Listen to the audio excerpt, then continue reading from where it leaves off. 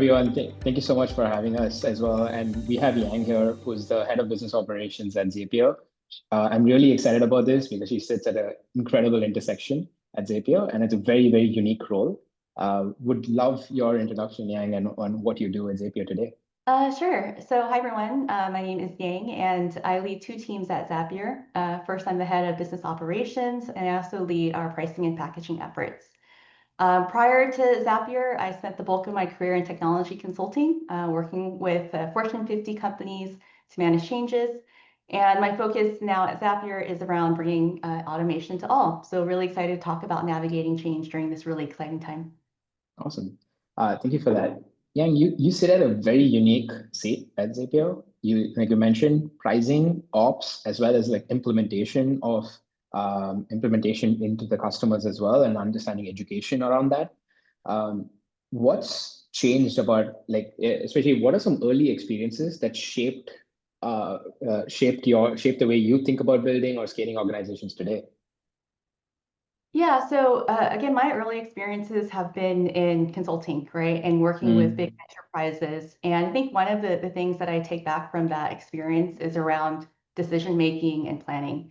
So, when we're working with large enterprises, every big move carries enormous stakes. And so in my time, there'd be a lot of effort spent building beautiful decks and a lot of deep analysis to frame problems, analyze options, and guide leaders to the right decision. But now I think now that I'm working in SaaS and the pace of how we're making decisions, it's so much faster. But again, the principle is still applicable, where you need to have really deep decision making. And to do it at Zapier is, again, we don't necessarily have these big, beautiful PowerPoint decks, and we're not endless meetings. But our approach is really to think about decision making with the right stakeholders, framing decisions in really concise docs with clear decision makers, approvers, contributors, and really laying out the context, the trade-offs, and the recommendations without having to go through the onerous efforts. Very cool. I think one point that you mentioned was, since you worked at structured Fortune 50 environments, and now you're in like an async, high velocity SaaS environment, especially with AI today as well. What's the mindset or like skill sets that you've taken from your enterprise consulting days that helps you structure your work and your team's work in these fast moving environments? Yeah, I think even though, the pace of change right now is so fast, and there's a demand for us to make quick decisions, I think, again, the principle is around slowing down just enough so that you can frame decisions clearly. And that way execution can then speed up quickly. And so you can prevent rework, you can ensure that there's alignment across the teams, and then build confidence across all the teams that you're moving in the right direction. And so you sure like slowing down, making sure you get everybody kind of on the same page, almost on what that end goal is, stating those repeatedly, I'm guessing, is also helpful, and then writing down what those decisions and clarifying those to your customers as well as internal team members is, I think, one of the key parts that I'm hearing. It's something that I'm going to take away for sure. And as companies scale, ops teams often, like BizOps teams often take up more ownership across planning, systems, pricing, execution. So there's a fine line between enabling and almost over-engineering the process, right? In your experience, what are some common points where BizOps teams unintentionally slow things down, and what signals should leaders be on the lookout for? Yeah, I think you're totally right that it's really easy to cross the line from enabling to over-engineering. So there's probably two common pitfalls that you should watch out for. First, you don't want clarity to bleed over into control. And so if every decision has to go through layers and layers of decision makers, ops will be introducing bottlenecks. The second area is around when frameworks get too heavy and too onerous to apply. And so, it is essentially a balance. And if you think about like Parkinson's law, if you give people too much time or too big of a framework, you're going to fill it. And so really being able to boil it down to the MVP, the essentials, right? Making sure that teams are not over documenting, over analyzing, and slowing execution down, but you have the right layer of guidance, of decision making, of clear structure. That's what we need to strike as biz operators. I love the Parkinson's law when you say that, like when you give up so many documents and everything, we end up filling it. I've fallen into that trap in plenty of times myself. And Really. I can already note at least 10 different documents that I'm filling right now in that process.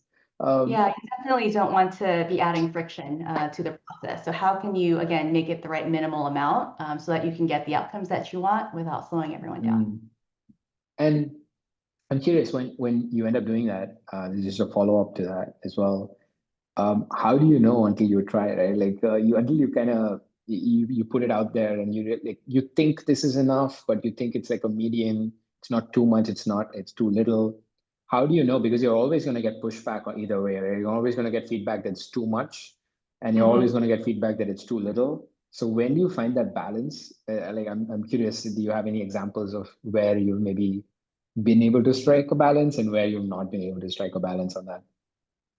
Yeah, I think maybe there's some tactical signals that you can watch out for. So if you're finding that teams are, constantly waiting for a sign off instead of feeling empowered to move, and Mm, adding, additional days into the process before you can actually act, that's probably a sign of, hey, we can probably refine this or empower a different decision maker to move forward.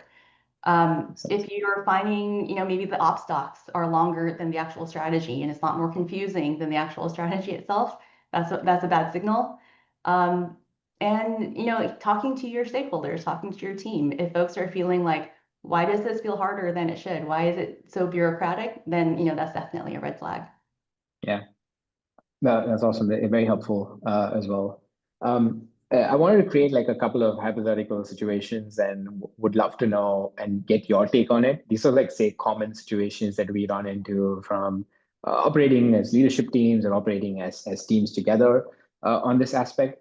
And would love your take on how you would break this down as well and solve for it.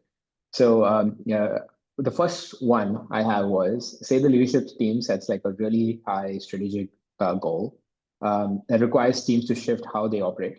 What's your first move in translating that into a coordinated action, right? Especially in this environment because of the pace of change.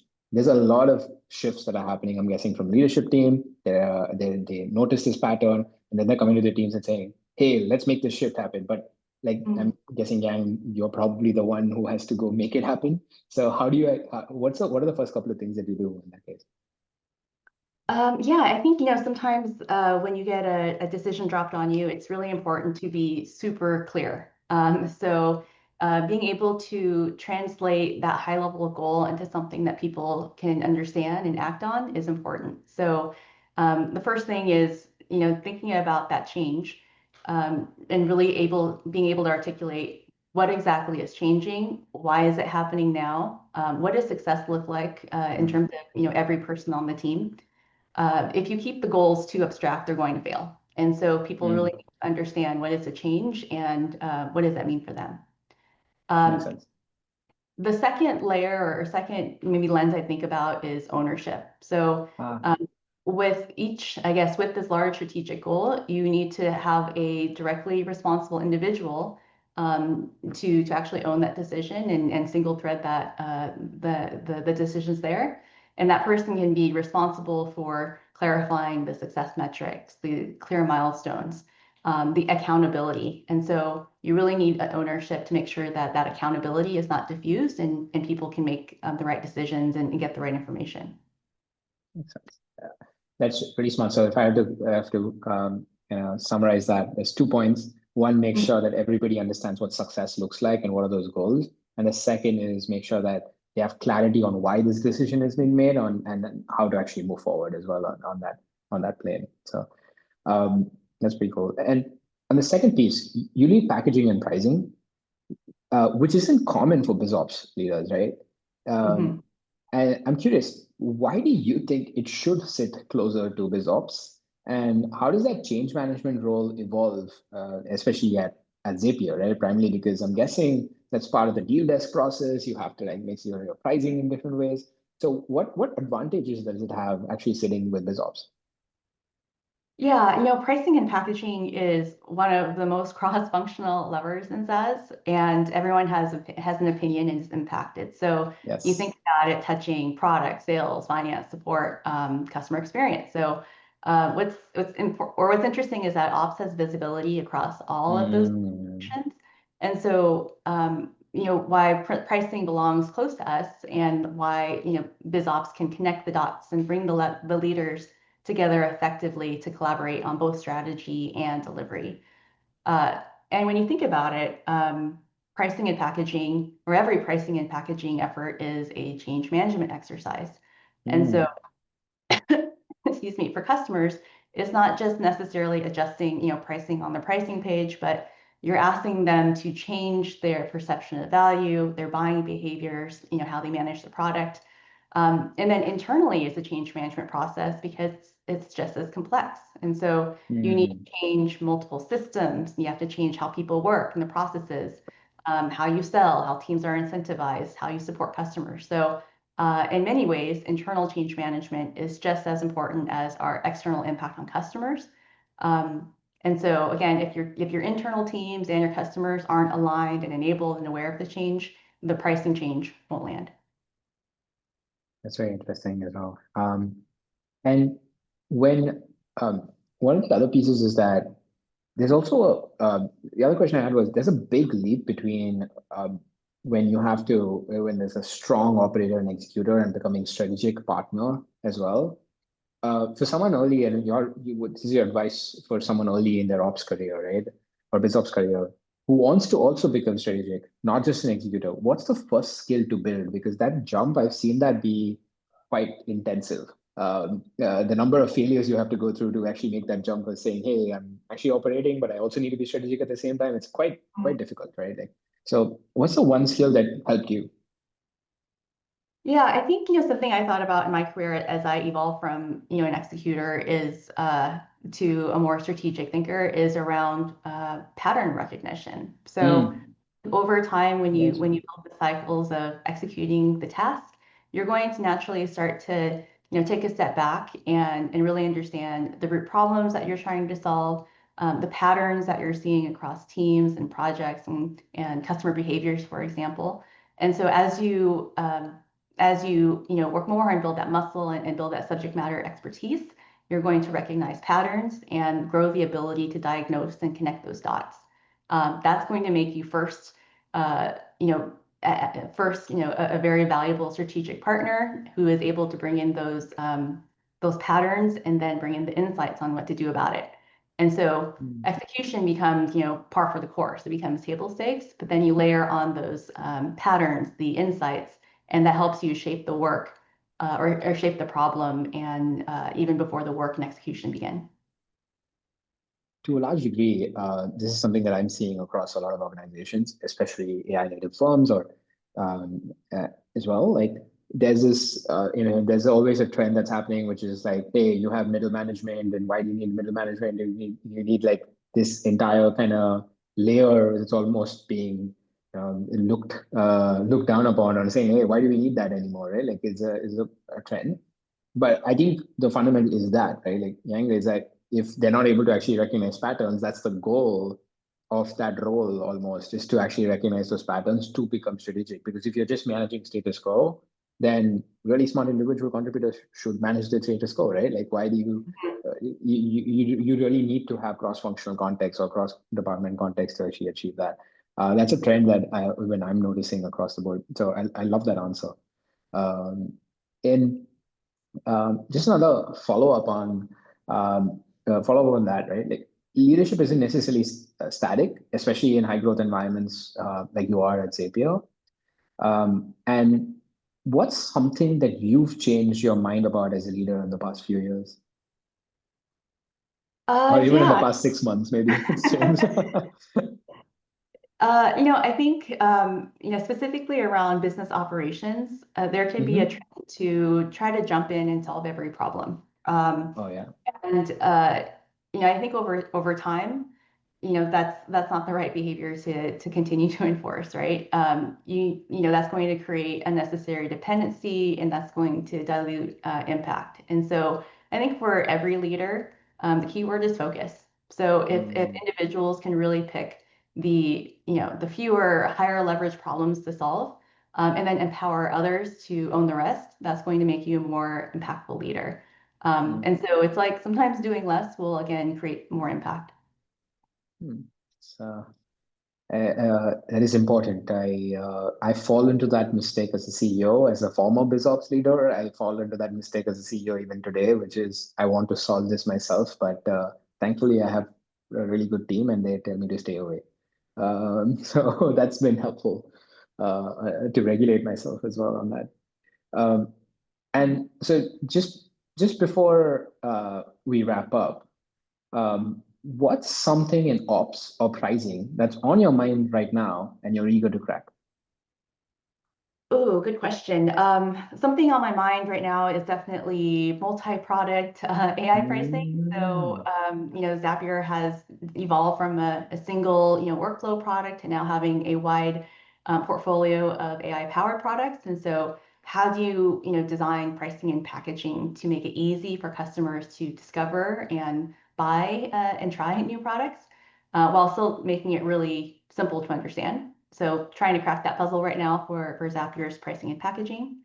I think, maybe on another side note, operations, we're also infusing a lot of AI operations into how we work today at Zapier as well. And so thinking about how we continue to improve our productivity and use AI to improve how we do strategy and delivery.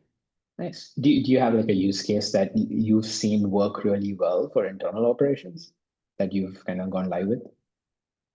I think, something that we commonly do on BizOps is use AI to help us refine our strategies. So how do we push back and think about the converses of our strategic memos? How do we find, blind spots and think about assumptions that might be wrong or risky?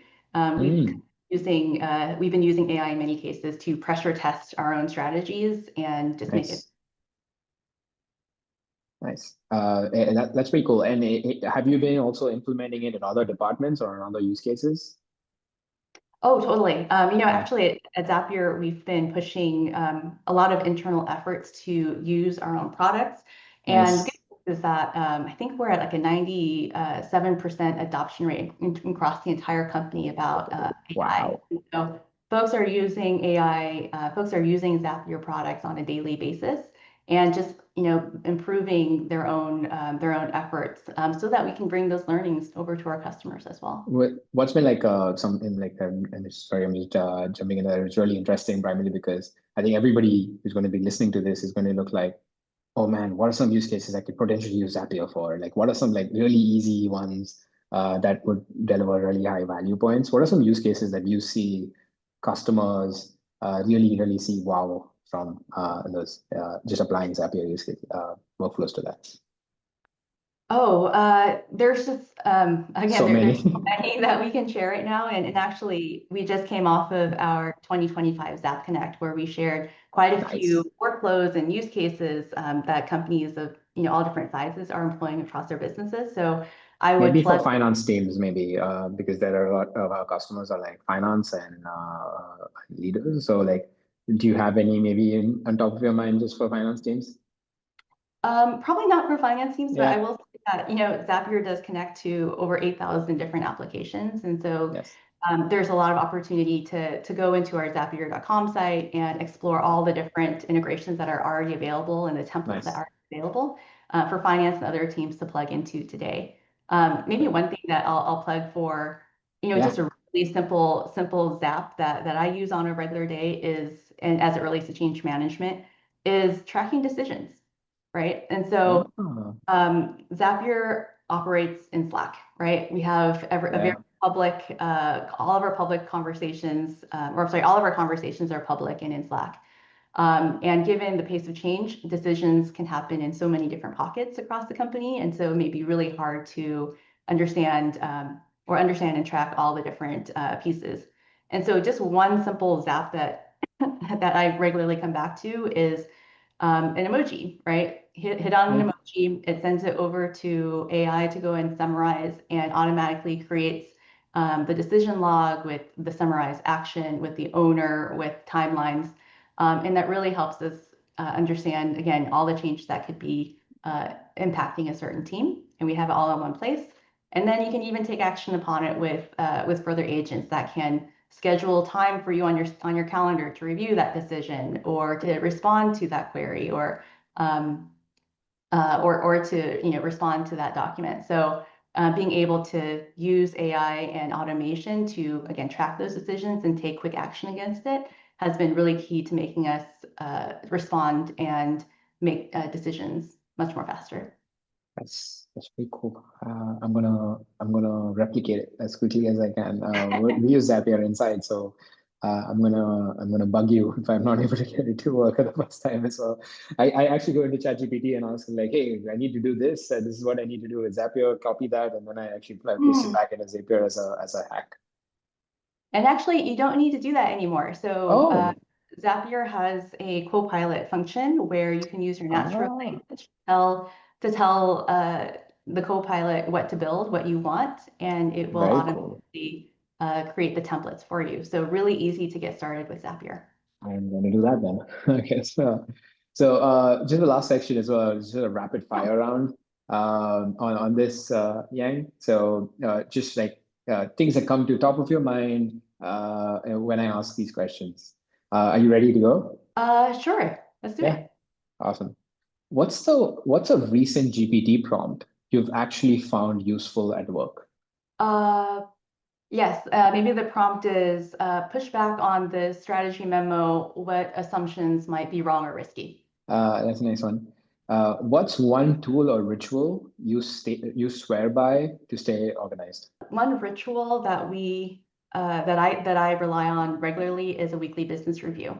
So even though we are remote, we have 1 hour at the same time every week for our cross-functional team to get together and align on our state of the business, review the most important metrics, make decisions on priorities, progress, blockers. That's awesome. What's a book, podcast, or newsletter you keep coming back to for inspiration or clarity? One book I constantly refer back to is The First 90 Days by Michael Watkins. Very nice. Yeah. Technically, again, a playbook for leaders stepping into new roles, but always applicable whenever there's any type of change that needs to navigate. I have to reread it now. Thank you. Thank you for that.